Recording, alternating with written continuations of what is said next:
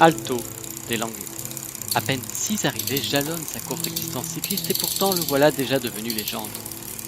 La faute à ses pourcentages dantesques qui côtoient à maintes reprises les 20%. Kenny Elissonde se doute-t-il, le matin de la 20e étape de ce Tour d'Espagne 2013, qu'il gravera son nom au palmarès d'une des montées les plus convoitées au monde, lui qui achève seulement son tout premier grand tour?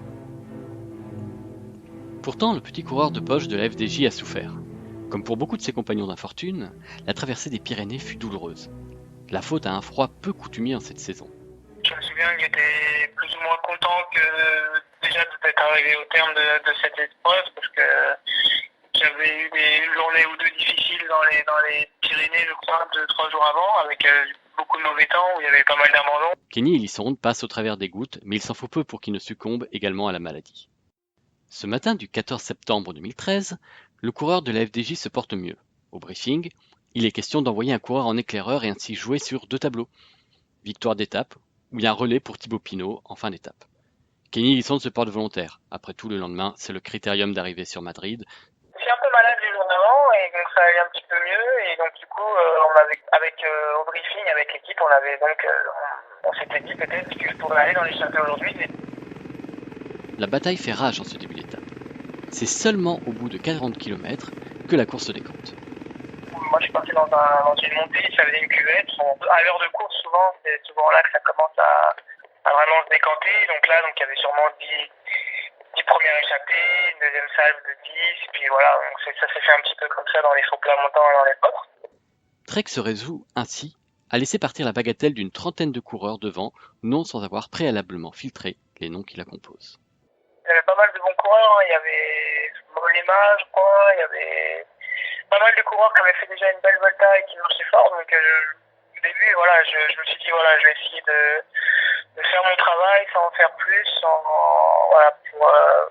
pour essayer d'avoir une chance de jouer l'étape. Les kilomètres défilent sur les routes Asturies. L'inquiétude le guette. 3 bosses de l'arrivée, ça commence à attaquer. Là, par contre, j'étais pas très bien. Je pense que je me souviens que j'étais dans le groupe, mais j'étais un peu à fond. Le coureur de la FDJ s'accroche toutefois.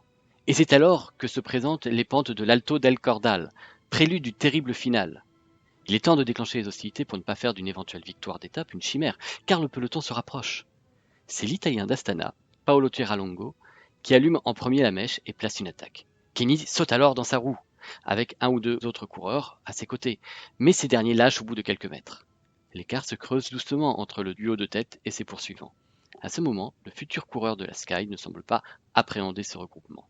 C'était une descente technique et puis on était directement au pied d'Anguirou, donc on est quand même parti à la pédale, donc il serait déjà revenu en fait. La victoire d'étape se jouera donc entre lui, l'Italien ou le peloton. De cet Angliru, Kenny Elissonde nourrit une relative idée de sa difficulté. Ouais, c'est la première fois que je le faisais, j'avais de vagues idées de comment c'était, d'avoir déjà vu un peu à la télé. Je me souviens de Contador notamment quand elle avait attaqué. Je me souviens que c'était vraiment très tendu, que avoir des motos qui fument sur le bas-côté, des souvenirs d'images. Donc là je me dis, ouais, là on part vraiment pour quelque chose encore de vraiment dur. Et donc voilà, c'est vraiment le plat de...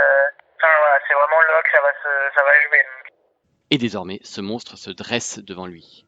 Tout d'abord traître en ses premiers lacets où il semble vouloir tromper ce monde, offrant ça et là de belles portions au faible pourcentage. Il frappe un coup de massue à 7 km de l'arrivée, soumettant les impudents qui osent se présenter à lui à des pourcentages dantesques. Les plus faibles y mettront pied à terre. L'Angliru, plus que toute autre ascension, soumet avant de se soumettre. Thierry Bricot, directeur sportif de la FDJ, a fait son choix. Le coureur a désormais le champ libre pour jouer sa carte personnelle. En ce commencement de col, le danger vient du peloton qui pointe de plus en plus proche. Il n'est plus qu'à 4 minutes 30. D'autant qu'il s'agit de la dernière opportunité offerte à l'Italien Vincenzo Nibali de renverser cette Vuelta atypique et de détrôner l'Américain Chris Horner. En fonction du timing et de son déroulé, la grande guerre du général risque d'annihiler toute possibilité de victoire d'étape. Tandis que progressivement le son dans l'oreillette se fait de moins en moins audible, débutent alors les plus gros pourcentages. Kenny Elissonde accélère le rythme sur les premières rampes. Son compagnon d'échappée l'apostrophe. Il y a un moment, il me dit quelque chose comme un peu moins vite, c'est long ou quelque chose comme ça. Mais Kenny se trouve désormais dans un état second, littéralement transcendé par la foule massive et bruyante, ainsi que par l'enjeu. Porté par les clameurs de ces milliers de spectateurs amassés sur les côtés de la route, Et sans pour autant avoir voulu éliminer son compagnon d'échappée, le coureur de la FDJ accélère. J'ai pris une première rampe avec vraiment beaucoup de public, ça m'a un petit peu transcendé, donc là j'ai un petit peu voilà, j'ai eu un petit peu de pression, j'ai un petit peu vraiment accéléré, et puis donc après Tiralongo il était plus là. Donc. Sans qu'on n'ait pu savoir si cela était dû à la fatigue ou à un décrochage volontaire afin de pouvoir venir en aide à son leader Vincenzo Nibali. Plus que Tiralongo, ce qui préoccupe le grimpeur de poche est désormais tout autre. Cette fois-ci, c'en est bel et bien fini de ses oreillettes. Silence complet au bout du fil, plus de nouvelles de la course. Enfin, pas totalement. À ces pentes monstrueuses, jalonnées par une foule parfois incroyablement dense, succèdent d'étranges moments de calme, où il se retrouvait scellé sur la pente désertée par le public. Il y avait des endroits où il y avait beaucoup de monde, d'autres endroits où c'était vraiment une sorte de silence, où pendant une minute 30, c'était vraiment complètement le silence. Dans ces courts moments d'accalmie, où seul résonne alors le bruit des motos suiveuses ainsi que les frottements de la chaîne et du dérailleur, Kenny arrive de temps à autre à percevoir le bruit des clameurs. J'ai vraiment tout fait sur l'information et après les seules informations que j'avais c'était plus ou moins entendre le public un ou deux lacets en bas qui encourageaient les autres en fait. Ce sera d'ailleurs son seul point de repère tout au long de la montée, sans qu'il ne sache si ces clameurs sont dues au retour d'anciens compagnons d'échappée ou à celui de Tiralongo, ou bien aux attaques des grands leaders du général.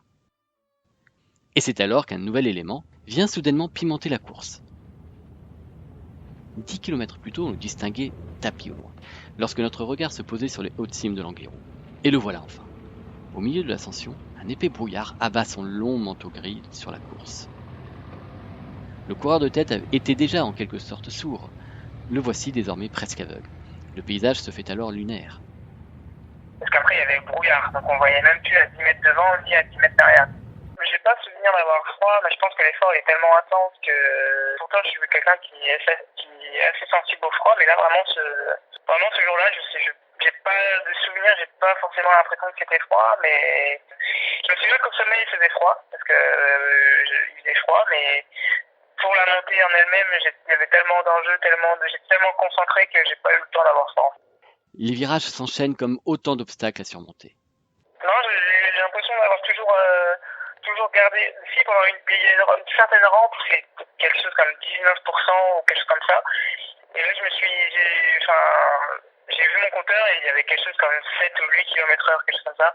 Et là, je me suis posé la question si c'était moi qui calais complètement ou si qui était vraiment exacerbé.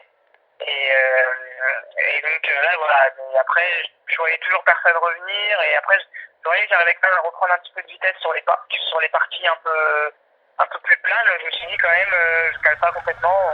Alors que derrière, les hostilités sont déclenchées par les Katusha puis par Nibali en personne dans les pentes les plus ardues, Kenny progresse grâce à un foule espagnol.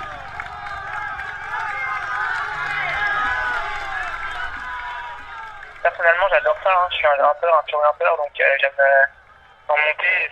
C'est ça, j'aime l'attaque, j'aime ce contact avec le public, cette sorte de communion. Voilà, ils sont venus là pour nous et nous, ils nous aident. Enfin, je sais pas, c'est une sorte de transfert d'énergie. Des fois, il y en a qui s'écartent au dernier moment, ou même si on doit limite freiner un tout petit peu. Voilà, moi, c'est vraiment quelque chose qui me fait vibrer. Donc, entre sans public et avec public, j'ai l'impression que voilà, je gagne 1 km/h. Les derniers kilomètres se profilent. Il n'y a plus de gestion possible sur ce type de montée. C'est vraiment donner son maximum à chaque coup de pédale, c'est même pas la gestion, c'est super dur de gérer. Vraiment, j'étais juste à fond et j'ai tout mis pour du pied jusqu'au sommet, j'étais à fond et il n'y a pas vraiment eu de gestion non plus. C'est dur à gérer. En plus, je crois bien en plus que j'avais pas mon capteur de puissance parce qu'avec le 34-28 à l'époque, le SRM c'était pas possible. Donc en plus, c'était vraiment aux sensations. Privé de toute indication, entouré de clameurs sans visibilité, le cycliste n'est pas loin de perdre tous ses repères. Entre le brouillard, pas d'information de l'oreillette et pas de watts sur mon compteur, j'étais vraiment, c'était un petit peu une sorte de voiture qui peut, même sur l'avancée de la montée, je me souviens pas qu'il y avait chaque kilomètre marqué, j'étais un petit peu aussi un peu inconnu, je savais pas combien de temps ça durait encore. Je me souviens de la flamme rouge, ou des 2 kilomètres aussi, mais je me souviens aussi que je savais pas où j'allais, à vrai dire. Et derrière, la bataille fait rage, et l'écart est passé sous les 2 minutes depuis quelques kilomètres déjà. Même si le style de pédalage se fait plus heurter, Kenny Ellison garde le cap. J'étais pas en mode zigzag d'énergie ou fringale ou quoi que ce soit. je sentais que j'avais vraiment encore de l'énergie, quoi. Alors qu'arrive la flamme rouge, tout à coup, un frémissement parcourt l'échine du coureur. Donc je relance, je remets le grand plateau, etc. Donc j'ai encore de l'énergie. Et puis d'un coup, je vois une voiture derrière moi. Et c'est le premier truc que je vois depuis longtemps, en fait. Et donc du coup, le truc, c'est que je vois plus derrière.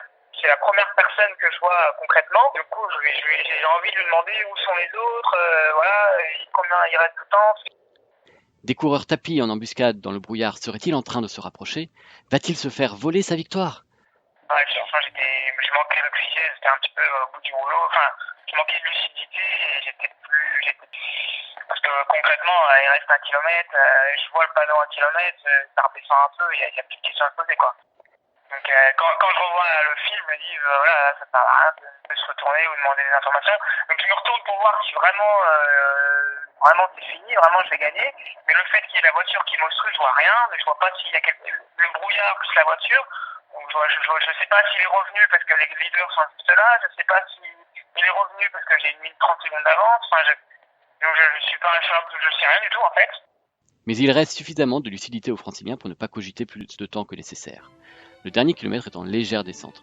Il ne reste plus que 500 mètres, et voilà cette ligne d'arrivée tant attendue. Kennedy Sonde va s'imposer à l'Angliru dans quelques secondes. Il y a Contador qui l'a fait, il y a l'écran, et là c'est un tout petit, 22 ans, un petit peu plus de 22 ans, 75 mètres, c'est fait. Kennedy Sonde s'impose à l'Angliru, c'est le premier Français à réaliser cet exploit. Il lève le poing, le secoue, puis écarte les bras. Impossible de retenir cette émotion qui jaillit. Il pleure. Ouais, je sais pas, l'émotion, j'arriverai pas à dire si c'est de la fatigue, le soulagement, la joie, je sais pas, c'est quelques larmes, c'est sur le coup, c'est quand je passe la ligne, c'est une décharge d'émotions et voilà, quelques larmes, mais je saurais pas dire ce que c'était vraiment, quoi. Peu de gens peuvent se targuer d'avoir jamais vécu de telles sensations. C'est des émotions qui seront dures à reproduire et dans la vie, etc. Donc c'est vrai que c'est des moments qu'on a des privilégiés qui valent tous les sacrifices qui sont consentis tout au long de l'année. Donc c'est clair que non, je le vois pas comme une simple étape, je le vois vraiment comme un événement marquant de ma vie parce que c'était beaucoup d'émotions et beaucoup de plaisir.